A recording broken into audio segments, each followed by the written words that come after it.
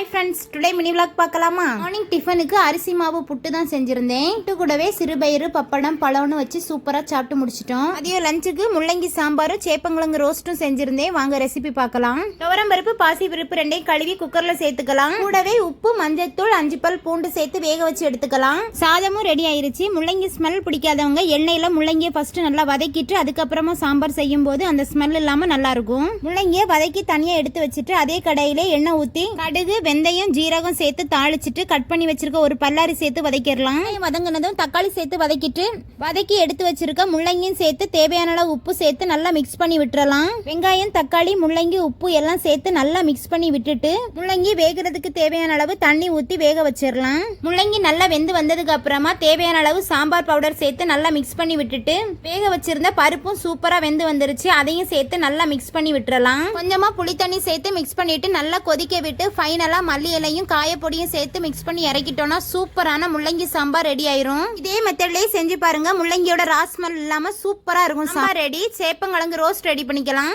சேப்பங்கிழங்கோட கொஞ்சமா உப்பு சேர்த்து குக்கர்ல 2 விசில் வச்சு எடுத்துக்கலாம். ஆறுனதுக்கு அப்புறமா தோல் நீக்கிட்டு இந்த மாதிரி ரவுண்ட் ஷேப்ல கட் பண்ணி எடுத்துக்கலாம். மசாலா பவுடர் ஆட் பண்ணிக்கலாம். 65 மசாலாவும் ஜீரக பொடியும் கொஞ்சமா உப்பும் சேர்த்து மிக்ஸ் பண்ணி வச்சிருக்கேன். கையில எண்ணெய் சேர்த்துட்டு சோம்பு இடிச்ச பூண்டு சேர்த்து தாளிச்சிட்டு மசாலா மிக்ஸ் பண்ணி வச்சிருக்க சேப்பங்கிழங்கையும் சேர்த்து கூடவே ஒரு கொத்து கருவேப்பிலை சேர்த்து நல்லா பண்ணி எடுத்துட்டோம்னா சூப்பரான சேப்பங்கிழங்கு ரோஸ்ட்டும் ரெடி ஆயிரும். இதே மெத்தட்ல செய்யுங்க. டேஸ்ட் அருமையா இருக்கும். சாம்பார் சாதம் ரச சாதம் தயிர் சாதத்துக்கெல்லாம் சைடிஷா சாப்பிடும்போது டேஸ்ட் சூப்பரா இருக்கும். கண்டிப்பா ட்ரை பண்ணி பாருங்க. மஸ்ட் ட்ரைனே சொல்லுவேன். சிம்பிளான லஞ்ச் மெனு தான், ஆனா டேஸ்ட் சூப்பரா இருக்கும். நானும் சாப்பிட்டு முடிச்சிட்டேன். லஞ்ச் மெனு பிடிச்சிருந்தா வீடியோக்கு ஒரு லைக் கொடுங்க. மோர் வீடியோஸ்க்கு பிந்துஜா லைஃப் ஸ்டைல் சேனலை சப்ஸ்கிரைப் பண்ணி சப்போர்ட் பண்ணுங்க. Thank you friends. Tata by.